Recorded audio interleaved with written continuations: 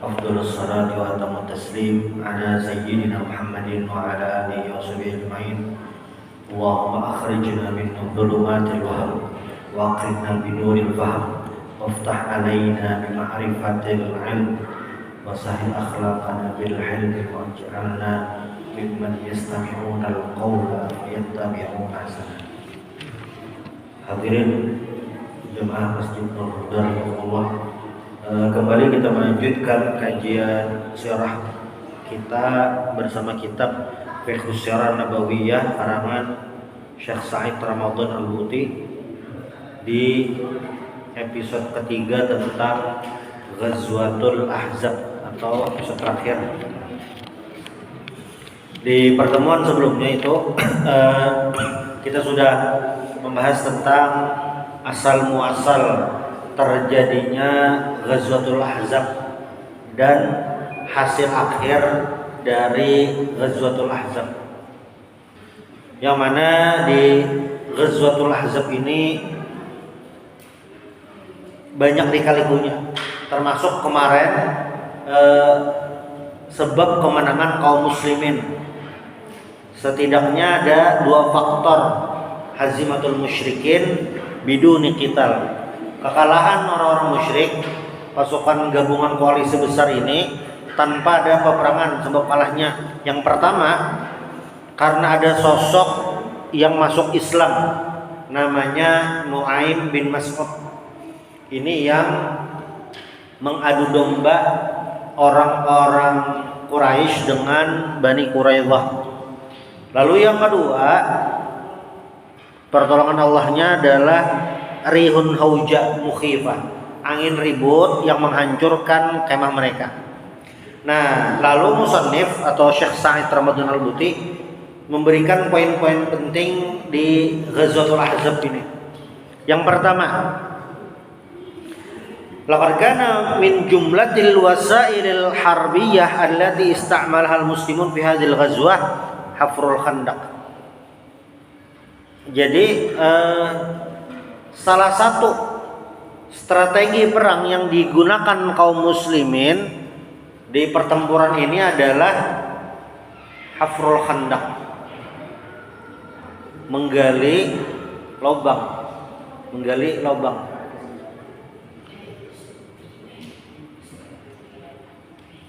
Yang mana menggali lubang ini adalah hal yang baru di antara orang-orang Arab. Hal yang baru di antara orang Arab. Karena apa? Karena ini hanya dilakukan oleh salah satunya orang-orang Persia. Nah, kebetulan di pasukan muslimin ada Salman Al-Farisi. Sesuai namanya Al-Farisi, orang Persia. Ini menunjukkan orang luar, bukan orang Mekah, bukan orang Madinah. Cuma karena ide beliau, ini perlu dipahami lah. Kan musyawarah tuh waktu mau Ghazwatul Khandaq nih atau Ghazwatul Ahzab. Strategi apa yang dipakai? Salman ini ya sendirian. Tapi karena memang idenya ini cemerlang, bagus, lalu diterima. Bukan karena mayoritas, bukan. Tapi karena memang ide ini cemerlang itu. Nah, ini juga membuktikan bahwasanya Islam itu menghargai ide-ide bagus tuh, dari manapun. Makanya ada ungkapan annal hikmah hiya dhalatul mu'min. Hikmah ini bisa diartikan kebijaksanaan. Dhalatul mu'min, barang yang hilang. Artinya siapapun yang memberikan ide cemerlang ya diterima, dari manapun asalnya terima. Nah, termasuk ide membuat parit. Bayangkan kalau pas lagi rapat perang Ahzab ini, pendapat yang diterima itu hanya orang-orang tertentu, hanya orang-orang yang memiliki masa. Ya jelas Salman kalah, tapi kan ini adu gagasan, adu ide. Makanya ide Salman lah yang diterima, dan itu terbukti membuat kesulitan orang-orang musyrik, orang-orang yang dalam pasukan besar ini tidak bisa mereka melakukan pertempuran secara langsung karena adanya parit tadi, karena ada khandak. Itu strategi yang belum terfikirkan sebelumnya. Nah, kaum muslimin itu harusnya seperti itu. Itu yang pertama. Lalu yang kedua, waktu hafrul khandak, waktu menggali ini semuanya turun, semuanya aktif bergotong royong. Nah, ini dalil tentang kesetaraan yang dibangun saat menggali khandak ini adalah kesetaraan, dan Rasulullah pun langsung turun tangan ikut menggali juga. Jadi bukan hanya duduk manis melihat, menyuruh, instruksi, bukan hanya itu. Rasulullah turun langsung ikut menggali. Ibarat bahasa Banjar tuh uyuh, sidin uyuh juga. Nah, sama semuanya. Dan ini yang diajarkan oleh Islam, al-adalah wal musawah, kesetaraan. Kalau kita hubungkan dengan di bab-bab sebelumnya, kesetaraan ini ya dalam banyak aspek, termasuk dalam sholat. Kita sholat sembahyang itu dalam masjid itu kan bersaf-saf. Nah, satu saf itu saf yang sama tuh, setara, lurus, itu tentang persamaan, tidak ada yang membedakan. Yang membedakan apa? Yang membedakan bilanya songsong bisa di depan, itu aja. Bilanya terlambat ya di belakang. Ini tentang kesetaraan. Jadi Islam memang mengajarkan yang seperti itu. Bahkan kalau kita pikir-pikir, Rasulullah SAW yang beliau merupakan Sayyidul Anbiya wal Mursalin, pemimpin nabi-nabi dan rasul-rasul, Sayyidul Tsaqalain, pemimpin manusia dan bangsa jin. Rasulullah itu tetap berada di hukum sosial masyarakat, tidak berbeda dengan orang lain pada umumnya. Maksudnya apa? Ya, Rasulullah tidak berbuat semena-mena, tidak berbuat yang secara jelas melanggar norma masyarakat, tidak ada. Itu yang ingin Rasulullah ajarkan. Artinya siapapun, dimanapun posisi kita, maka kita harus merasa sama tuh. Karena inna akramakum indallahi atqakum. Itu yang kedua poinnya. Nah, lalu yang ketiga, wa fi hadzal mashhad nafsi aidan idah wa ibrah ukhra. Takshifu laka an mazharin nubuwah fi syakhsiyatin nabi sallallahu alaihi wasallam. Jadi di saat penggalian khandak ini, parit, Nabi kan turun, apa ya bahasanya, tapi ada konsumsinya tuh ada enggak? Jadi begawiannya ini memang gawiannya uyuh, konsumsinya bisa dikatakan kadeda. Jadi secara banyak, sehingga Rasulullah SAW sampai mengikat batu di perut beliau supaya parut kosong itu kada terisi angin, supaya tetap pisit apa bahasa Indonesianya, erat, supaya kencang, supaya perutnya tetap kencang. Kalau longgar kan sarung nih, kita longgar kalau melorot, nah supaya pisit. Jadi pakai batu. Rasulullah pemimpin dunia akhirat, Rasulullah yang sudah pernah ke langit, amun lapar sidin ya kosong juga parut, sama aja. Makanya diikat pakai batu. Parut tuh diikat pakai batu. Kayaknya kita selapar-lapar kita kada pernah bang ikat parut pakai batu. Kayaknya kada pernah bang. Makanya berarti level kita lawan Nabi sahabat ya Pak. Makanya sahabat itu disambat Al-Quran radhiyallahu anhum, mereka mau. Kalau kita lah begawian parut lapar nyata dah, ini mana jar konsumsinya kada lapar parut. Itu Rasulullah SAW. Nah, ini mengajarkan artinya Rasulullah sepenanggungan senasib sama. Dan kenapa jarang kadang cari makanan atau apa? Ini kan situasinya genting dan harus diselesaikan secara cepat. Karena kan datangnya musuh tidak bisa ditunda. Jangan kalau ditunda kayak Abu Sufyan, enak bang dulu kami untuk makan semua rawa. Jadi harus cepat nih. Jadi tidak sempat dengan hal-hal yang seperti itu. 3 dan sosok Rasulullah SAW. Sehingga para sahabat yang melihat Nabi langsung ini ya, wah ini benar-benar nih melihat mata kepala sendiri bagaimana Rasulullah itu melakukan sesuatu. Nah, sampai ada momen di mana, nah ini mukjizat Rasulullah SAW. Jabir bin Abdullah maras kasihan dengan Rasulullah. Hinama ra'al hajar al-marbut ala batnihi syarif. Saat melihat batu terikat di perut beliau, Jabir melihat, wah. Sehingga apa? Walam yakun fi baitihi minat ta'am illa ma yakfi li bid'ati ashkhas fattarra ila ayaj'ala da'wah ala qadri ma indahu minat ta'am. Jabir ini karena kasihan dengan Rasulullah, makanan di rumah terbatas, sehingga Jabir mengundang Rasulullah dan beberapa sahabat aja sesuai kemampuan yang beliau miliki. Saking kasihannya, saking yang ada ya. Itu manusiawi. Tapi disinilah, nah, walakinnahu alaihi salatu wassalam lam yakun min syani'a yatatar bin nazar Jabir hadhi. Fa huwa awalan la yumkin yatamayyaza an ashabi bi syai'in minan ni'mah aw ar-raha.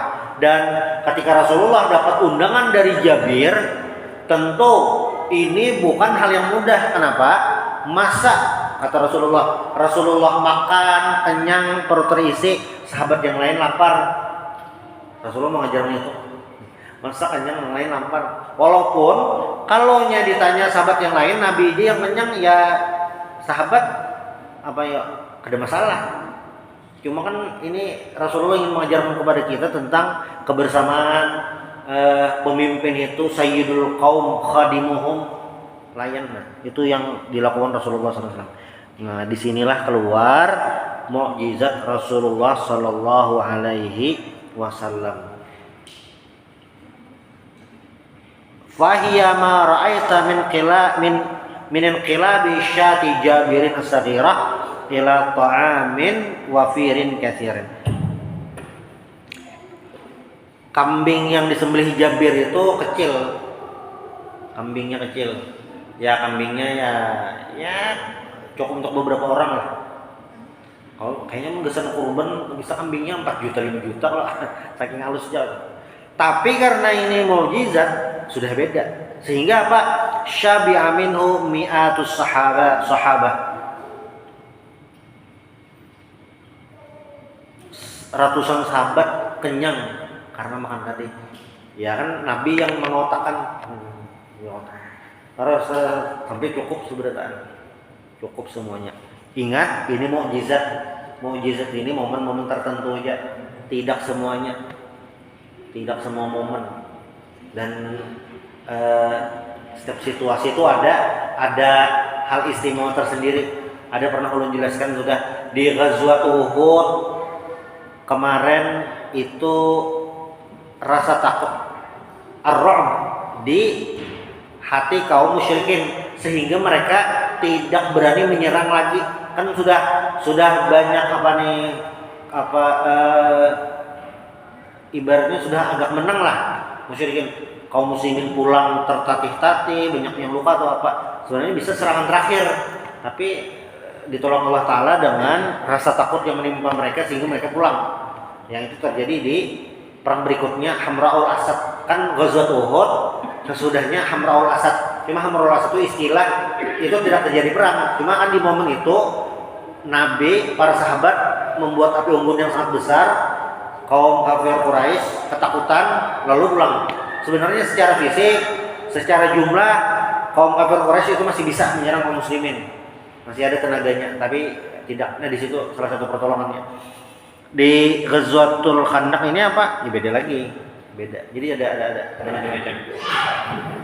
Nah dari sini juga kita bisa memahami bahwasanya kenikmatan Allah Subhanahu Wa Taala itu terhadap setiap manusia beda-beda, kada sama. Makanya ketika para orang miskin datang kepada Rasulullah, mereka ini ada kekurangan dibandingkan orang kaya. Ibadah yang mereka lakukan tuh pasti minus dibandingkan orang kaya. Apa minusnya? Ya mereka tidak bisa bersedekah, tidak bisa berinfak. Orang kaya bisa, kata mereka. Lalu jawaban Nabi apa? Dzalika fadlullah yu'tihi man yasha. Itu adalah karunia Allah yang Allah berikan kepada yang Allah kehendaki. Tapi, nah ada tapinya nih, ada tapinya. Yang orang-orang miskin ini kan kisahnya sedih nih. Di hadis itu kisahnya sedih tidak bisa berbuat ibadah. Wah sayang. Tapi sesedih-sedihnya sahabat miskin waktu itu, level mereka apa? Sahabat. Tidak ada yang bisa menyaingi orang kaya hari ini, ahli infak, ahli sedekah. Umrohnya tiap bulan, sebulan 2 kali umroh. Petugas patuh lawan petugas imigrasi Saudi saking rancaknya. Infaknya banyak, tidak bisa menyaingi sahabat miskin tadi. Berarti apa? Itu fadlullah yang lain. Kan di kisah tuh miskin apa? Miskin kasihan gitu. Sampai Nabi kan membisai, menenangkan dengan dzalika fadlullah yu'tihi man yasha. Cuma kan kisah mereka di hadis ini walaupun tidak disebutkan namanya, cuma kalau di syarah hadis ada bang nama-namanya. Siapa-siapa yang sahabat miskin itu. Cuma kan mereka ya sahabat loh. Nih. Lain lagi dengan Abu Sufyan. Abu Sufyan itu salah satu hadisnya itu tentang kekikiran beliau. Jadi istri beliau Hindun itu datang pada Rasulullah. Ini dalil tentang boleh menyebutkan keburukan seseorang karena ingin kepastian hukum. Itu boleh. Jadi istrinya datang pada Rasulullah, ya Rasulullah, Abu Sufyan ini rajulun syahih. Sangat pelit, sangat kikir. Amun bahasa Banjar tuh banyu digenggam pada titik. Apa istilah Jawanya? Maunya pelit dah. Sangat kikir. Kalaunya bakhil tuh pelit biasa. Kalau syahih itu ya sudah suhu dah. Lalu bagaimana saya? Nah, lalu jawaban Rasulullah apa? Silahkan ambil di dompet suami itu bil ma'ruf sesuai standar keperluan. Nah, boleh. Kan di hadis ini Abu Sufyan dijelaskan seorang yang kikir, pelit. Cuma kan Abu Sufyan kayak itu ya tetap levelnya sahabat. Tetap sosok yang berjuang bersama Rasulullah di perang Hunain, pengepungan kota Taif, termasuk yang berjuang fisabilillah waktu perang Yarmuk zaman Khalifah Abu Bakar. Abu Sufyan itu. Nah ini maksudnya kenikmatan itu beda-beda. Itu yang ketiga. Mukjizat Rasulullah SAW. Lalu yang keempat, keempat ini Rasulullah SAW yang di pertemuan bulan lalu, kada bulan lalu, 2 minggu yang lalu kayaknya. Rasulullah ingin bernegosiasi dengan Bani Ghatafan. Boleh ingat kan? Jadi kan kayak ini lah, kan koalisinya tuh banyak macam-macam. Bani Quraidah, Bani Ghatafan, Bani Nadir. Kan yang ide awalnya tuh Bani Nadir. Bani Nadir itu kan terusir dari kota Madinah nih. Sangkalnya dan orang-orang Quraisy itu kayaknya mau diajak. Nah, mempengaruhi ke Bani Quraidah juga, termasuk diajak Bani Ghatafan. Nah, di antara kabilah-kabilah yang berkoalisi ini, Gotafan ini tidak ada motivasi ideologi. Mereka hanya ingin harta gonimah itu aja.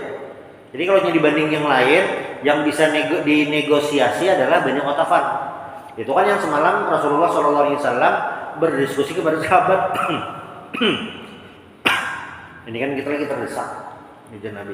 Bagaimana kalau kita bernegosiasi dengan salah satu kabilah Bani Ghatafan?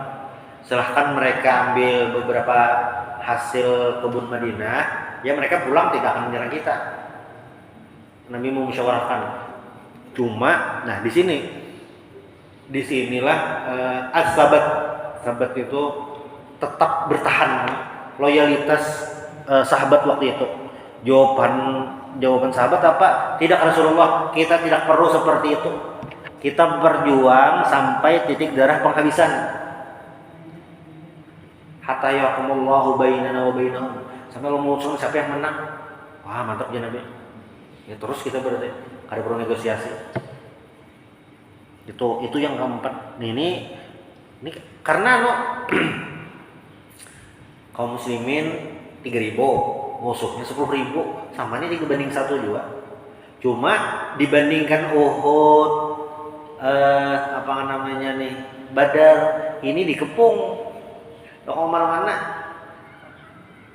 Kalau di Uhud itu masih bisa melarikan diri, masih bisa karena kan di luar. Cuma kalau Khandaq ini sudah tidak mana-mana, bertahan total, sehingga suasananya sangat mencekam.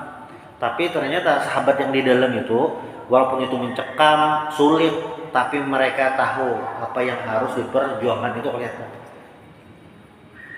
Itu keempat. Nah, yang jelas Rasulullah SAW selalu memberikan tawaran terbaik kepada kaum muslimin, memberikan jalan yang terbaik, dan itu yang harus kita pikirkan hari ini, mencari maslahat yang paling bagus dalam situasi-situasi tertentu.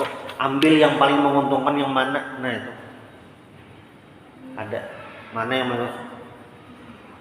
Yang kelima,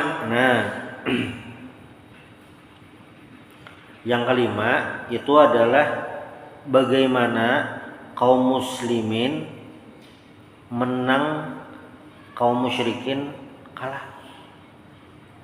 Laqad ra'ayna annal wasilata allati iltaja ilaiha Rasulullah SAW fi ghazwati Badar hiya nafsuha allati iltaja ilaiha fil Khandaq. Innaha wasilatu tadarru' ila Allahi wal iksar min al-iqbal alaihi bidu'a wal istighatsah. Jadi di Ghazwatul Khandaq ini ada kemiripan dengan Ghazwatul Badar. Di mana kemiripannya adalah wasilatu tadarru' ila Allahi, menundukkan pandangan, merendahkan diri kepada Allah Subhanahu wa taala, dan banyak berdoa dan minta tolong. Nah, itu poinnya. Karena nanti di bab berikutnya, di perang Hunain itu, awal keberangkatan itu ada segelintir kaum muslimin yang merasa congkak, merasa sudah menang karena jumlahnya banyak. Jabatkum kasratukum. Itu. Jadi apapun kondisinya, bagaimanapun statistiknya, tetap harus berdoa kepada Allah, tetap harus merendahkan diri kepada Allah SWT, karena itulah yang menentukan. Yang nyata menang, hitung-hitungannya tenang, nyata menang secara hukum dunia, tetap disuruh kita berdoa, merendahkan diri di hadapan Allah. Apalagi yang secara hitung-hitungan kalah jumlah, apalagi itu dah. Itu ini diabadikan di surah Al-Ahzab ayat 9 sampai 25. Ya ayyuhalladzina amanu dzkuru ni'matallahi 'alaikum. Udzkuru ni'matallahi, ingatlah nikmat Allah kepada kalian. Iz ja'athum junudun fa arsalna 'alaihim rihan wa junudun lam taroha. Nah, Allah kirim angin. Angin ini karena kalau dikendalikan Nabi pengendali angin lah, ada. Ini memang Allah yang mengirim. Bilanya sudah Allah yang menentukan, nah selesai dah. Itu yang kelima dah, poin pentingnya. Yang keenam, nah keenam ini berhubungan dengan fikih. Apa? Ternyata saat perang Khandaq ini atau pas menggali itu, laqad fatat an-nabiy sallallahu alaihi wasallam salatal asri kama qad ra'aita fi hadhil mawqi'ah li shiddatin shighalihi hatta sallaha qada'an ba'dama gharabati syamsu. Rasulullah sallallahu alaihi wasallam itu salat asarnya pas maghrib. Sembahyang asarnya pas maghrib. Imbahajan maghrib, sembahyang asar Rasulullah li syiddatin shighalihi, karena sibuk. Ini fakta di lapangan, karena sibuk. Nah, lalu para ulama pun menganalisa ini kayak apa kisahnya itu. Bahkan di riwayat lain ada riwayat yang mengatakan tidak hanya sekali Rasulullah itu terlewat sembahyang. Ada terlewat bang, melewatkan sholat kada sekali. Lalu apa? Nah, ini jadi dalil tentang ala masyru'iyyati qada'il faitah. Disyariatkannya atau ada dalil tentang mengqadha salat yang ketinggalan, mengqadha salat yang terlewat. Nah, itu kisahnya.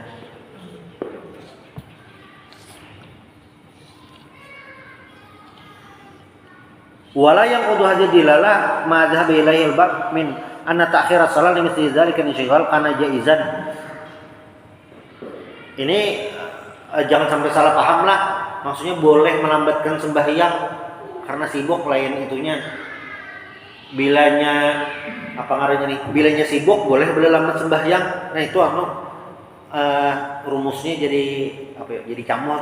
Jadi kada lain itu. Jadi ini tentang mengqadha sembahyang. Dalil tentang ada mengqadha sembahyang. Itu bangsat ya yang guring lalu teguring bangun misalnya guring jam 2 siang. Soalnya bangun jam 7 malam. Terlewat asar. Itu bang kayak apa ya? Itu beda hadisnya dan beda hukumnya. Orang yang seperti ini kan ada berdosa, jelas sudah ada berdosa. Kenapa ada berdosa? Karena tertidur. Jadi orang guring itu ada dicatat dosa, ada berdosa. Kecuali jadilah orang guring, orang gila, kekanakan, itu tidak ada dosa. Kecuali kesalahan yang berhubungan dengan orang lain. Nah, ada orang gila nih, kada sembahyang, kada berdosa. Ada orang gila, kada puasa, kada berdosa.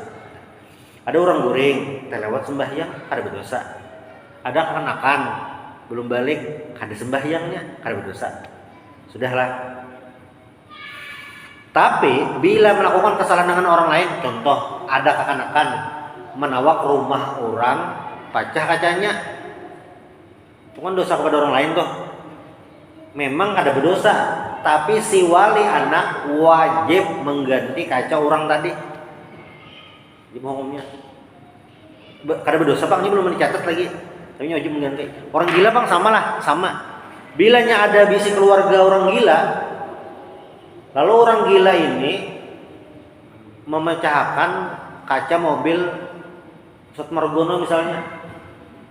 Margono menabungnya nukar CRP sebuting. Soalnya orang gila memecahkan kacanya. Nah, memang orang gilanya kada berdosa. Tapi siapa yang mengganti? Wali si orang gila tadi. Gitu.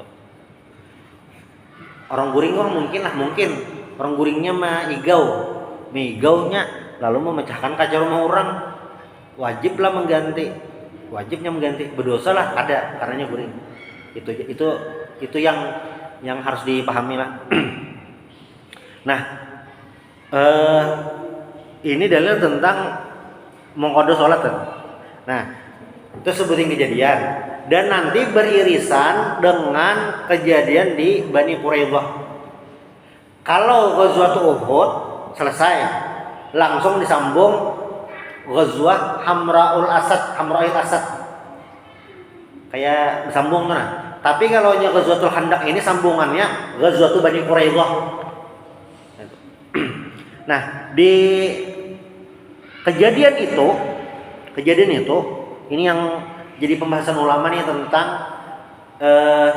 memaknai hadis Nabi, apakah kontekstual atau tekstual. Nah, di sini ini awal mulanya itu. Dan kisahnya ini nah. Wa min adillati hadhil masyru'iyyah aidan, maksudnya dalil tentang sembahyang mengqadha. Nah itu. Sembahyang mengqadha ini lah bukan ngesendi amalakan ada. Kayaknya sebulan ini belum pernah sembahyang mengqadha aja. Lain. Ini tentang ada hukumnya. Nah itu. Ada hukumnya. Anna Nabi sallallahu alaihi wasallam qala ba'da munsarifihi ila al-Madinah min Ghazwatil Ahzab.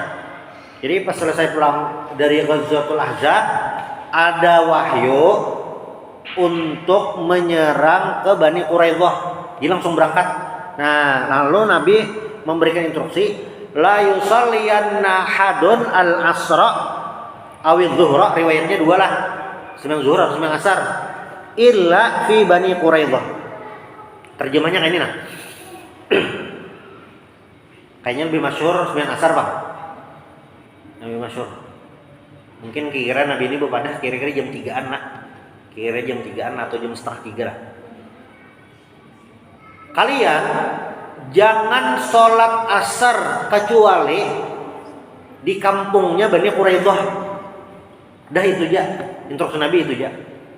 Nah, tapi faktanya di lapangan, fadraka ba'duhum waqta salati fit tariq, faqala al-ba'd la nusalli hatta na'tiyaha, wa qala ba'duhum bal nusalli lam yurid minna dzalik. Fasallaha al-fariqul awwal ba'da wusulihim ila Bani Quraidah qada'an. Di tengah jalan ternyata belum sampai di perkampungan Bani Quraidah, matahari hampir tenggelam. Bahasa Ustaz Margono tuh sunset lah. Sunmori ya. Lalu maksudnya hampir tenggelam. Wah, itu asar hampir habis nih. Lalu yang sebagian mengatakan, kalau begitu kita sholat sini aja di tengah jalan. Jangan menunggu ke kampung Bani Quraidah, nanti kelewatan waktunya. Kenapa mereka seperti itu? Ya karena kan sholat harus di dalam waktu. Itu argumennya. Argumen kelompok kedua, tidak. Rasulullah jelas mengatakan sholat asarnya di Bani Quraidah. Sehingga mereka sholat asarnya qadhaan. Apa maksud qadhaan? Qadhaan itu artinya sholat di luar waktu. Itu mengqadha ngaranna istilahnya. Kalau sholat di dalam waktu, tadi kita kan sholat isya. Nah itu adaan namanya, tunai. Maksudnya di dalam waktu. Karena dalam sholat itu ada 3 istilah. Satu, adaan itu sholat di dalam waktunya. Ada qadhaan, sholat wajib di luar waktu. Ada i'adah. I'adah itu mengulang. Mengulang itu seperti ini nih. Masuk jam sembahyang, Ustaz Margono azan, kadang datangnya orangnya pas lagi entah sibuk kemana, kosongan udah. Sampai pas jam 1 lewat ada jamaahnya. Lalu Ustaz Margono sembahyang sorangan di peimaman sininya. Ustaz Mabdoh ada duitnya, sembahyang sorangan. Sudah tuntung sembahyang, makmum ada juga, jin kada 4 juga berjamaah. Duduk di masjid Ustaz Margono. Soalnya jam 2 hanya datangan jamaahnya. Bon Ustaz hanya datangan. Nah, Ustaz Margono disunahkan mengulang sembahyang zuhur tadi. Nah, Ustaz Margono mengulang supaya apa? Dapat pahala berjamaah. Nah, mengulangnya tadi istilah i'adah. Apa hukumnya i'adah nih? Sunnah. Hukumnya sunnah. Itu supaya dapat pahala berjamaah. Nah, Yang dua kelompok tadi, yang pertama sholat di jalan, yang kedua sholat di sana sudah halal. Lalu apa yang terjadi ketika itu diceritakan kepada Rasulullah Shallallahu Alaihi Wasallam? Apa ujar Nabi? Jawaban Nabi itu apa? Itu insya Allah karena kita sambung di pertemuan berikutnya. Subhanallah bihamdik, asyhadu an la ilaha illa anta, astaghfiruka wa atubu ilaik. Assalamualaikum warahmatullahi wabarakatuh.